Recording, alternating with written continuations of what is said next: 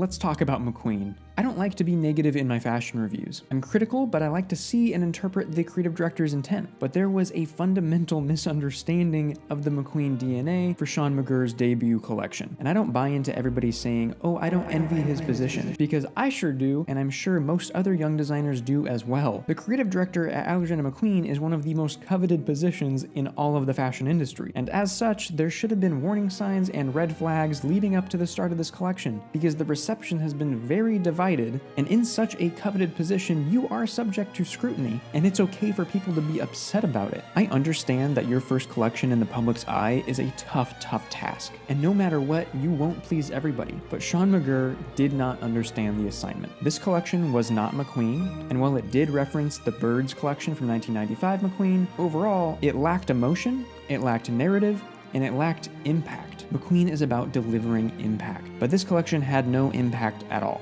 I was upset watching it. It was a caricature of many of McQueen's motifs. The tailoring, which is an essential part of this brand's DNA, was completely forgettable, and most of these looks belonged at JW Anderson, where Sean McGirr worked before. And leading up to the show, he described his work as not polite and punk, and how he wanted to bring a lightness to McQueen instead of the standard doom and gloom. But this collection couldn't have been more polite. It wasn't punk, and McQueen isn't a lighthearted house. Give me a narrative, give me trauma, and give me a good story presented through clothing. The show was set to Enya, the nicest and most polite singer on the face of this earth. Not that I have anything against Enya, she is lovely and she has the voice of an angel.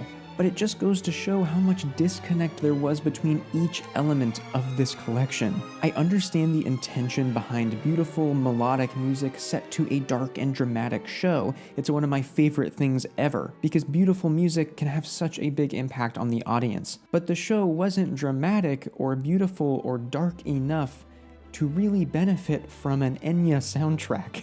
I would have preferred Mamma Mia, because at least I could have danced to it. But I think there's two ways as to how this major disconnect could have happened in the first place. The first being, there was no one willing to voice their opinions to Sean McGirr as he was developing the collection, so he just did what he wanted with no pushback. He was surrounded by yes men, and he did just start at McQueen on December 1st, so he didn't have a lot of time to develop the collection in the first place, so they were probably in a rush to put it out. Or option 2, the execs at Kering wanted him to push out a more marketable collection with wearable clothing instead of a good fashion show. And good fashion shows can also have marketable clothing. But maybe because of an executive push to increase sales, his vision was stripped away, and he had to create a more lighthearted identity. And with McQueen experiencing a slowdown in sales this past year, I can see how Sean would have been pushed to create a marketable collection targeted towards Gen Z or just a younger audience in general. But pressing a creative to make marketable clothing over staying true to a brand's DNA results in collections like this,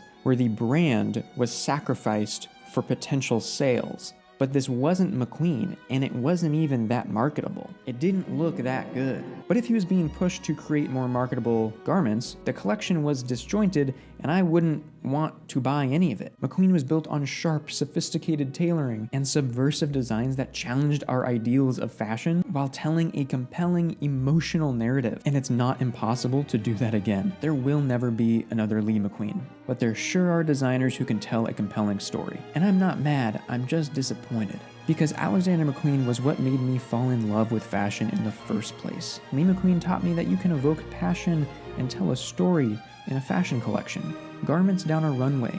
And I know that so many other designers out there today are in this industry because of Lee McQueen's impact. And Lee McQueen wanted to shut down the house after his death. He said, burn it all to the ground. And I think Sarah Burton did a great job given that position, as she knew Lee personally. But I'm sad to see the life and the passion be squeezed out of this house for profit. I hope that Sean takes all this criticism well and really studies the house codes before the next collection. I hope he grows into the position and does an outstanding job. He has an impressive resume. He is a good designer. He proved that at JW Anderson. Now, what did I like? I did like some individual pieces. I thought the horse hoof shoes were a bit interesting and was a bit of a different take on the animal shoes that we've seen from other brands where they just make your feet look like hooves. And I also liked the shoes with the jawbones on the front. I did think that was much more McQueen than the rest of the collection, but they also gave me cartel vibes.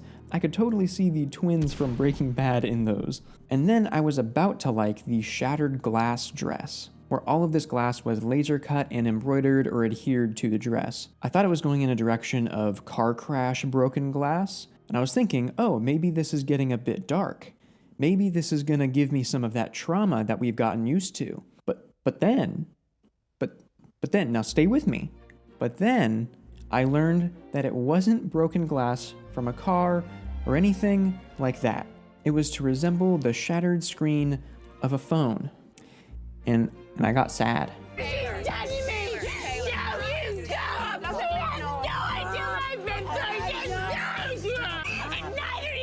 There was an opportunity there.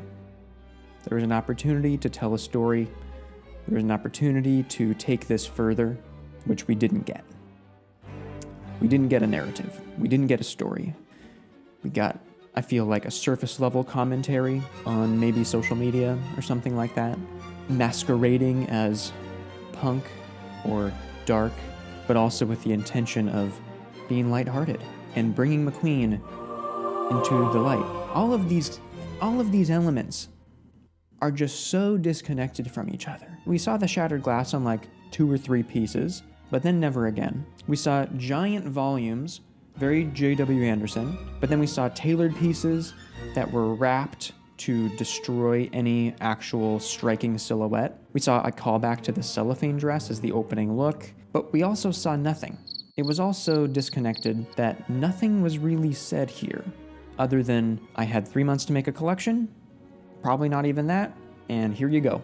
I want to say that's not a lot of time to put together a collection, but we've seen it done before, with Alessandro Michele being given 1 to 2 weeks in 2015 when he was appointed creative director of Gucci. And his debut collection, while being controversial for being so different from the house that we grew to know, yet it was very good. It was very good. And he grew into that position, and maybe Sean will grow into that position as well. And I don't want to compare them as designers because that's not fair at all, but we've seen collections come together in far less time. So I'm going to give McQueen Fall 24 a 5 shattered phone screens out of 10. See you next time.